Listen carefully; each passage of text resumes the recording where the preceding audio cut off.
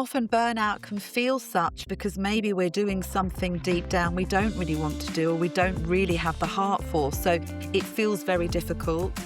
And the other part, and I know you'll definitely see this, is people working even harder to keep that up, which often again can contribute to the burnout because they're still pursuing something that their entire system doesn't really feel is right. And that betrayal is in there. Series 4, Episode 4, Narcissism and Burnout with Kathleen Saxton. Kathleen, I'm so delighted to have you with me today. This has been a topic that I've enjoyed reading around and researching and understanding at more depth myself in the past few years since I became aware that narcissism was sitting in the background for many clients of mine, not because they themselves would ever be identifying with very strong narcissistic traits themselves, but because the impact of somebody in their family system or in their workplace setting or in relationships close to home had been such that they'd ended up in burnout, with a large aspect of that being because of the narcissism that they'd encountered in their lives.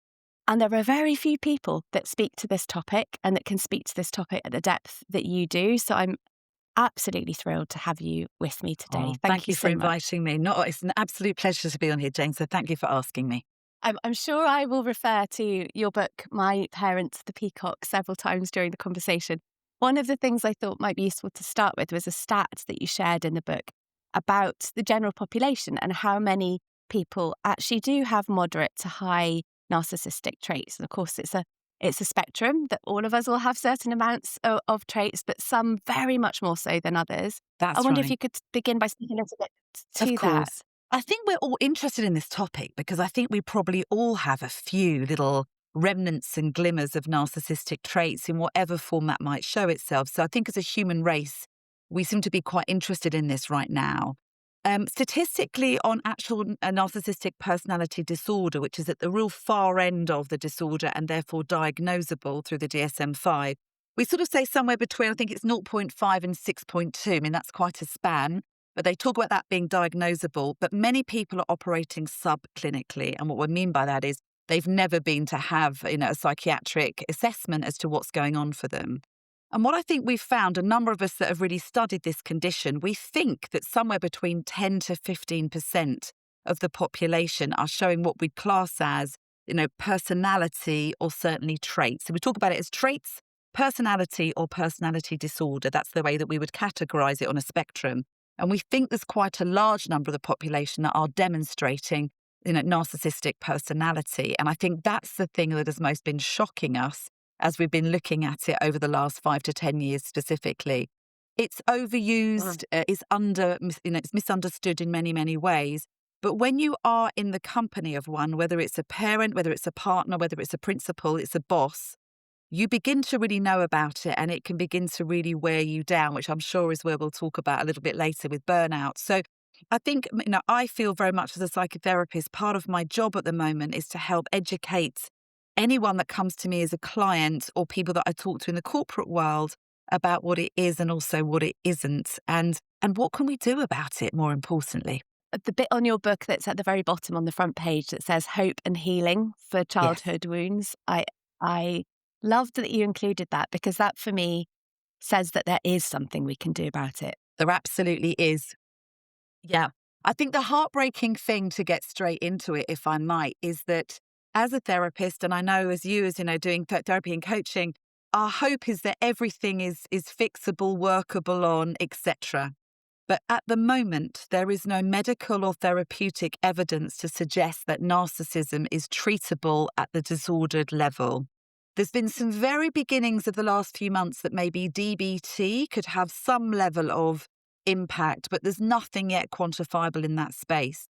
So that's really unsatisfactory for any of us that are working with this condition. But what it does mean, if we are someone on the receiving end of that, is the only place to really look is within ourselves as to what we can do to learn to cope with it better, understand it better, begin to find compassion and acceptance, and then begin to heal. And that we can do. And I'm a living example of it. So, I didn't have a narcissistic parent, but I had a narcissistic partner. And it was probably one of the most devastating things that I've ever gone through in my adult life. And I'm 53 now, but a very colourful life, but it was incredibly devastating to me. Absolutely beyond heartbreak. It really did take me down as an individual. And I'm living proof that if you dig deep enough and you do your research and you learn and you do your therapeutic work, you can recover from these individuals. And better than that, you can begin to really build some level of protection and immunity from, encountering them again. Or when you do encounter them, you know what to do with them. So I absolutely believe in hope and recovery, because I think that's the only thing we can work on is what can we do to protect ourselves from these individuals, because we certainly probably can't do anything about them. Yes. And it's really quite a sad fact, isn't it? I mean, even in terms of the what gives rise to narcissism in the first place, the individuals that end up behaving with those traits to such an extent to protect their own fragile sense of self, That's essentially, the and that thing. Yeah. um, I think often they're very, very wounded from a very early age. There's lots of debate about nature, nurture, whether or not it's genetic. There's been twin studies that have shown maybe not so much genetic. But I think the yeah, misunderstanding is always that these people are very arrogant, full of themselves, pompous, and they will absolutely display as such often, especially if they're a grandiose therapist, but not all are. And I'm sure we'll come on to that. But actually, what's really going on is underneath the fragile, splintered ego of these individuals. And therefore, this narcissism is a defense mechanism. It's like a shield, a mask that they show the outside world to protect themselves. So in some ways, Jane, it's quite sad for them.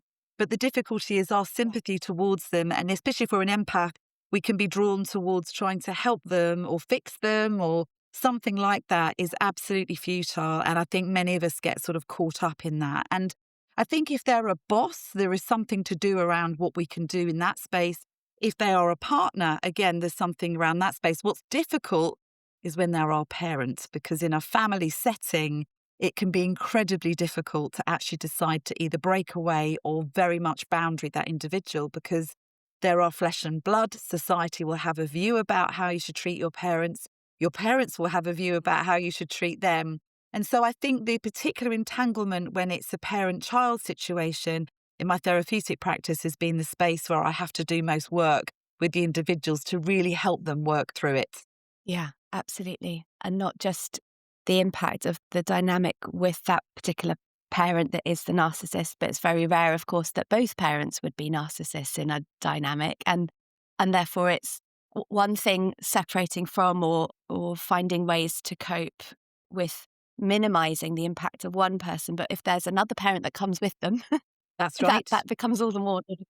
And of course, there's siblings often too, and they have Absolutely. their own role and part, and don't always see what the client in front of you sees at the same stage and pace that the client will start to understand it for themselves. Even if we think about criminal witness statements, people can be in the same incident at the same time, but actually the witness statements will read very, very differently. And I think in a family setting, the siblings may have had very different experiences of that parent or translated them differently, and more often than not have been treated very differently as well. So, we talk in the book a little bit about, the golden child, scapegoat child, the lost child. There's lots of different positions that child can be put in. And depending what position you were in will depend on how you've experienced that growing up. And of course, there will be another parent. And sometimes, we might class them as a bystanding parent. Often they've gone through a lot of trauma themselves in trying to keep the family somehow together. But later in life, when people come into therapy with me, often there can be some latent anger with that parent for not stepping in and trying to do something. But again, I suspect they're in a difficult situation themselves. So the constellation in families is really important to understand, certainly for the individual siblings, to how they might feel differently. And that can often cause ruptions within that family as well. And I think there's never a better or worse position to be in. I think some people feel that naturally, given the name of scapegoat, it sounds pretty awful, and it can be very difficult to be the scapegoated child in one of these narcissistic families. But actually, if you're the golden child, and often we see these in quite high-performing individuals as well, they've gone on to be incredibly successful because they've learnt via the narcissistic parent that performance is everything. But actually, do they really know who they are? Have they ever done the work to discover the true self within them. And they may find themselves 10, 20 years into a career that actually they never really wanted to be in the first place. But because mum or dad wanted them to be a lawyer, a nurse, a cook, whatever it may be, they've gone on to become this thing to please the narcissistic parent. But in doing so, they've absolutely betrayed their own heart and soul. And often, I'm sure you'll find it, that's when people find their way into coaching and therapy, saying, actually, I feel quite lost. I've actually achieved many things, but I'm not really sure who I've done it for. Yes. Yes, absolutely. There's often this sort of sense of an identity crisis of sorts where they don't know who they are anymore, let alone what it is that they want to do. And That's especially if right. they've overdone it and overgiven Yes, in the pursuit of a career, then when that no longer is an option for them, or they sort of suddenly realize that that doesn't bring them any joy and never has done, then yeah. it can really start to surface then. Well, what sits behind that and why? And that's often why this comes into the Of spaces that course. I'm in. And often burnout can feel such because maybe we're doing something deep down we don't really want to do or we don't really have the heart for. So it feels very difficult. And the other part, and I know you'll definitely see this, is people working even harder to keep that up, which often again can contribute to the burnout because they're still pursuing something that their entire system doesn't really feel is right. And that betrayal is in there. If we think Mhm. about lovely Winnicott's work, this true self, adapted self, false self can really come into play here when we're desperately trying to be the right thing for the constellation or that parent or that boss, whoever it may be. But deep, deep down, there is a little pilot light of the true self that's saying, this is not what I want at all. Mm. Yeah. Yeah. I've also noticed with some individuals, there's the exhaustion that comes from never being enough. So they've never quite been the golden child. They've not really fulfilled the thing that the parent ideally wanted them to. They've always been the disappointment, the one that Yeah. didn't Yeah. achieve, that didn't come up to standard or be the child that could be paraded around or, and they found other ways to ensure that they received some sort of recognition for their worth. hmm But that then becomes exhausting too, right? It's exhausting for them. And also, as you know, that narrative can really get going. So that sense of not being enough or whatever they do, not being good enough or never quite making it can also become a bit of a self-fulfilling prophecy because that's a story you also tell yourself, particularly if you're pitted against a golden child that's being paraded as being fantastic. So then we see the dynamic and the triangulation that can go on between the narcissist and these two individuals. And again, I see it a lot in the workplace where 1 minute one manager's in the good books and the other one's not, and they get switched around. So in lots of different dynamics, we see this in families. You also see it even in partnerships where they might pit a husband or wife will be pitted against one of the children. You see this dynamic coming around. So whenever I hear triangulation coming through in the therapeutic room in some form or a coaching room, I'm curious at that point to see what's really going on for that individual. And again, when we come back to the spectrum of traits versus personality versus disorder, we may not be dealing with an absolute NPD individual, but we might be dealing with someone that's got some very severe traits. And there's something around, again, the education of people beginning to recognize that there's something here that's not quite right. And that's why the education is such a good tool for us to kind of bring on board to begin to be curious about what we're actually in the company of and what is it we're actually experiencing day to day. Yes, absolutely. And what then can the individual, with a greater awareness and understanding, choose to do differently, and how Absolutely. can they start to Yes. themselves? I wonder, before we dive into that, if it might be useful to explain a little bit more about the different sort of nuances of narcissism, how it can present. As you said Yeah, earlier, more people are sort of familiar with the grandiose version, that's right. maybe with covert, but then all of these other ways that it can show up in between that. So I think, coverts to me, in my personal experience, feel the most dangerous. I think with grandiose, as we're beginning to awaken to understanding this condition, the grandiose can be relatively straightforward to spot because they do take up all the oxygen in the room. It's always about them. All of the kind of classic cliches around narcissism are very true for the grandiose. The coverts, the ones that kind of wrong-footed us, I think, a while ago, because often they can be very intellectual, they can be relatively introvert, they can be quite peaceful, quite quiet. But often what you'll find is the beginning of victimhood coming in. They sacrificed so much for the company. They sacrificed so much for their family, for their children. So you'll notice this slight narrative coming in of what they've given up for everybody else. Now, of course, many people do that genuinely, but you'll notice what the narrative truly looks like. Often this kind of abuse happens behind closed doors. They will never, ever let it be seen in the public domain, whereas the grandiose, often it leaks out in the public domain. These individuals, often you'll find that the majority of people will say, oh, they're wonderful. I really, really enjoy their company. And you'll find the partner, the children, the siblings, other people will be quiet and slightly reserved when something like that is said, because what they're saying is deep down, you wait till the front door closes. It's a completely different matter. I even had a client with me a couple of weeks ago who talked about the fact that her father was like this, but it only ever happened in the car. And again, it's a constrained situation where in this confined space where no one can hear or really see it, then that's when it actually happens. But the minute that the front door opens and the lights go on, they are the most supreme, gorgeous person, parent, boss, etc. So this covert type is very, very tricky. They're very sly in the way that they operate. And again, I have a saying, which is, it's got to be believed to be seen rather than the other way round. Once someone really believes you, funnily enough, people start to notice little telltale signs about this individual.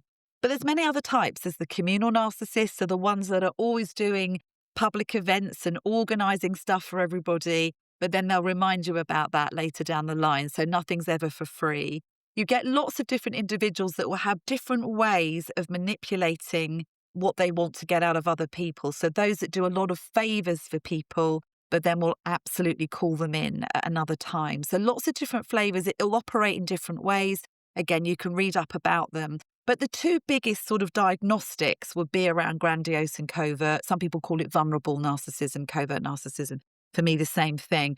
To me, I'd rather we became a little bit more familiar with the covert type, because I think they're often operating in plain sight and people don't fully believe you when you come forward and say, this is going on for me, but you just can't see it yet. And that's important, that we begin to believe people that are coming forward and being brave enough to say, I'm really struggling with this individual. Yeah.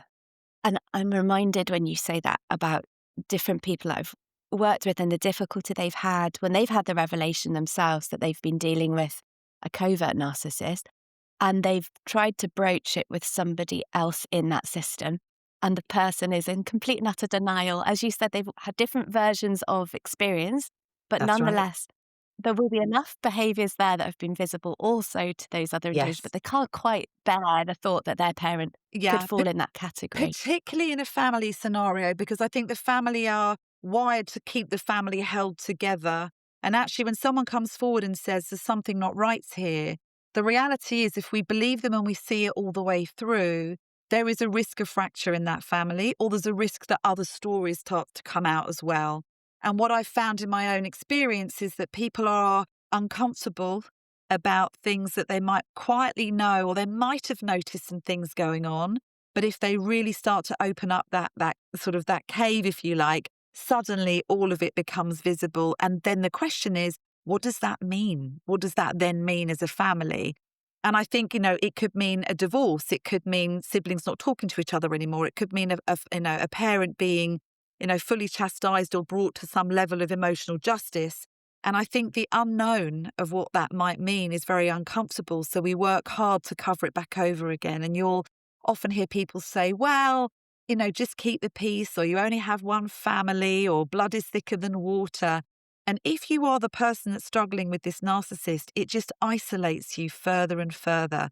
And I think that's when we begin to start to come into the realm of the somatic impact, because we've tried to verbalize it. We've tried to say, look, something's happening here.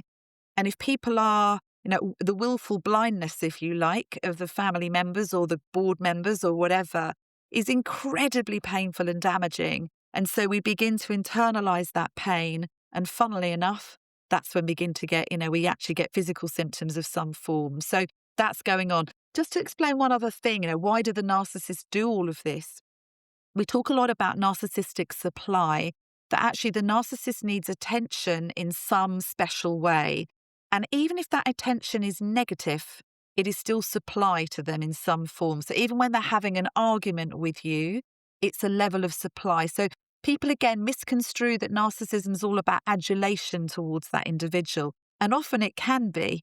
But equally, if it's with a partnership, for example, the level of conflict that can come still gives them attention. You're still drawing attention towards them by trying to argue with them or put something right or make your case or plead with them. All of it is narcissistic supply. The thing they dread the most is not being important, being forgotten about, being dismissed, being pushed to one side. That's their big dread.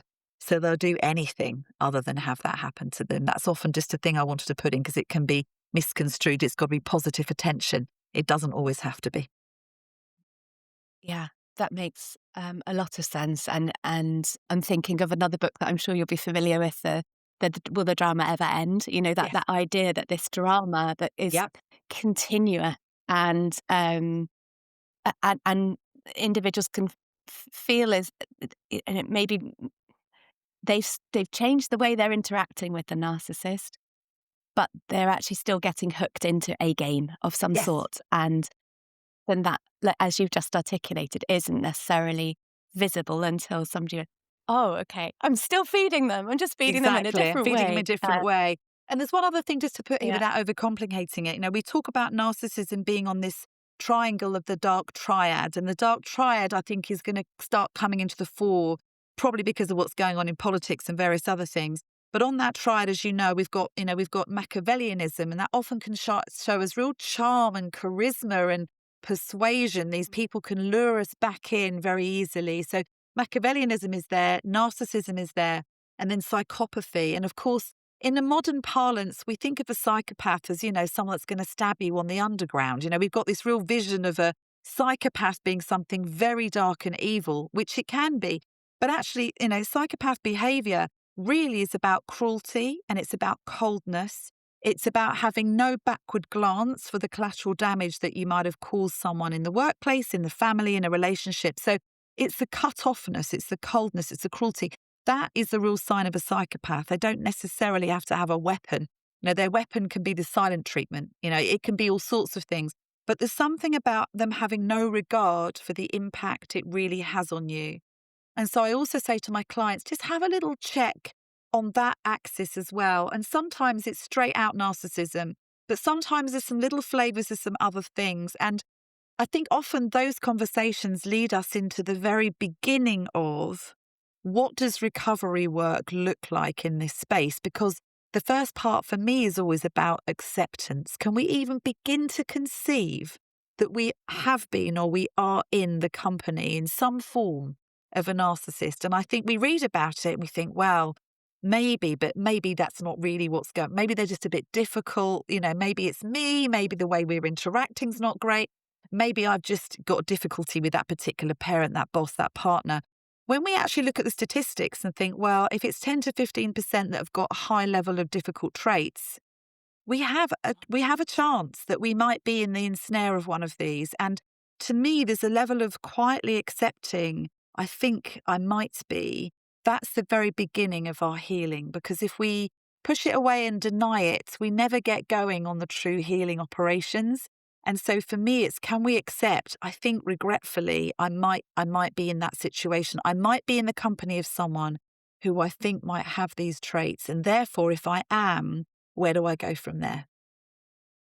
I think that's really beautifully put. And there's a part in your book where you speak about the necessity for somebody to actually not stay too long in it, but acknowledge that they have been a victim of that behavior, and that the person that has manipulated and behaved in the ways that have impacted in that, for that to have been true, they won't actually have any empathy around that either. They will just be turning and walking the other way as long as you're still feeding them, but they don't really care about you. And that, again, it goes back to that self-preservation. They can't afford to care about anyone else other than themselves. No. And if you look at the DSM-5 description, the 9 traits, criticism is absolutely no-go for these individuals. Now, we may regard it as genuine feedback. We may be saying, when you do this, it really does hurt me. And we're doing it as a bid for connection, as Gottman would say, to say, look, can you hear me that this is actually hurting me, even if you don't mean it? They have no regard. They would hear that only as criticism, and you will get punished for in any way trying to encroach on their feel-good. So, you'll often hear them saying things like, well, can't we just have a nice weekend? Why do you have to bring this up? And you're saying, because it's really hurting me, and I'm wondering if we can, rupture and repair, the classic framework that's so important in life. These individuals are very interested in rupture because it brings them supply. They are not interested in repair. They could not care less about the repair. They would rather walk and find some supply from somebody else. And that's the heartbreaking thing, when we either love these people or we respect these people, or we really want to, in some way, understand them. We want to try and find that bridge point where we understand each other.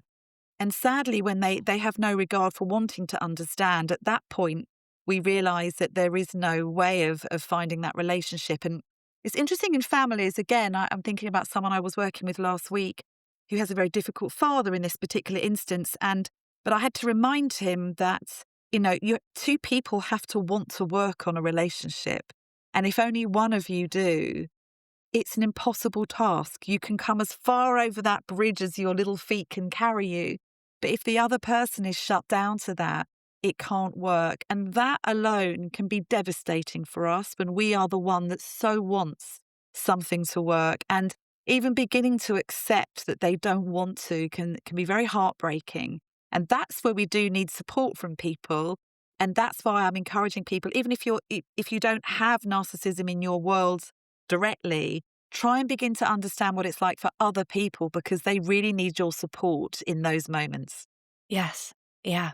And I do think, your book is an amazing support as well. Of course, people need people, but it really is. I mean, you cover so much in here. I was just so delighted whenever it became available. So I've been waiting for this for my clients for so long. And one of the other things you touch on in here, which I've experienced so many times, is the grief of the reality of the person that you're never actually going to have. That it's that taking stock and recognizing, actually, it is only me that can change in this instance. Yeah. There isn't any hope really that the other person is going to change. And coming out the other side of that, I think, is then when somebody can then become stronger in themselves to hold on to who they can then be if they free themselves of that impact. So, yeah, we have to go through the grief process, though, to start with. And often that can combine sometimes with when we're actually burnt out. We've almost got so depleted that we've got no choice.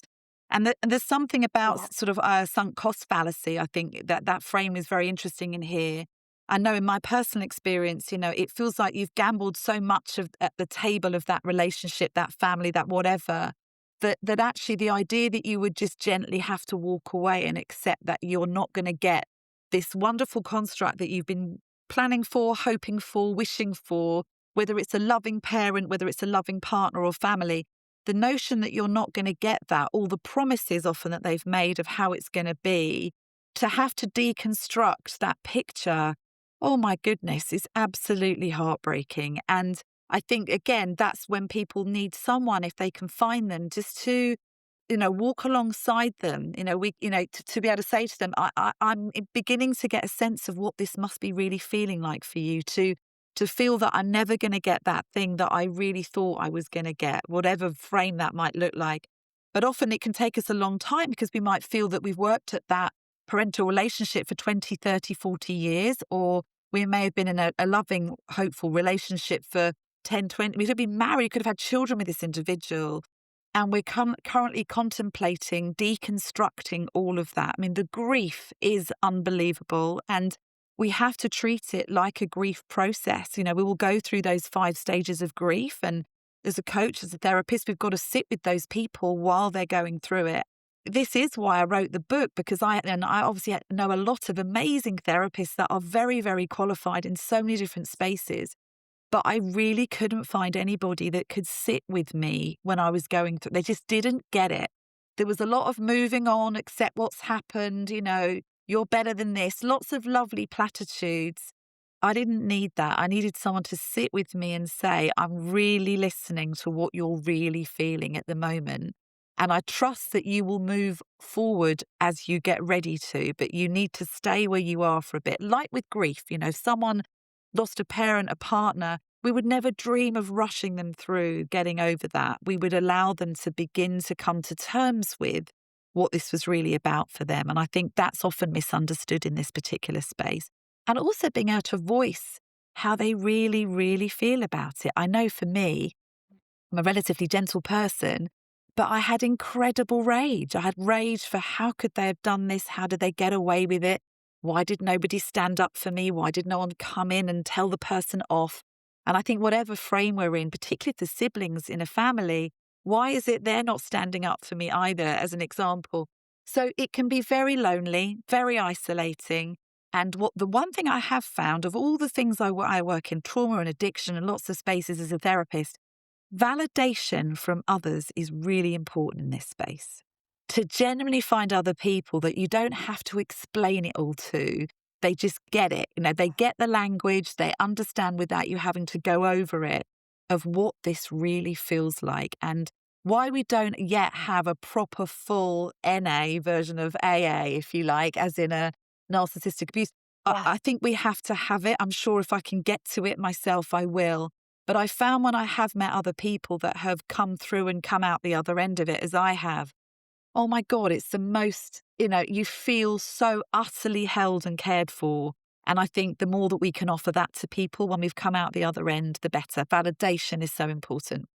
Yes. Oh, I love that. And I do wonder then what might begin to appear in this space, thanks to the work that you're doing, because it will start to open up more conversations and provides a place for counsellors, psychotherapists, coaches to be able to understand more for themselves, for their clients, and how they can hold those spaces. And that part that Mesro talks about, like knowing that someone else has had the experience we've had, is something that often we would be trained to hold back on, because it's what difference does that make in the space? This is about the person in front of me. But actually, sometimes, just as you've done in your book, you've named the experience you've had.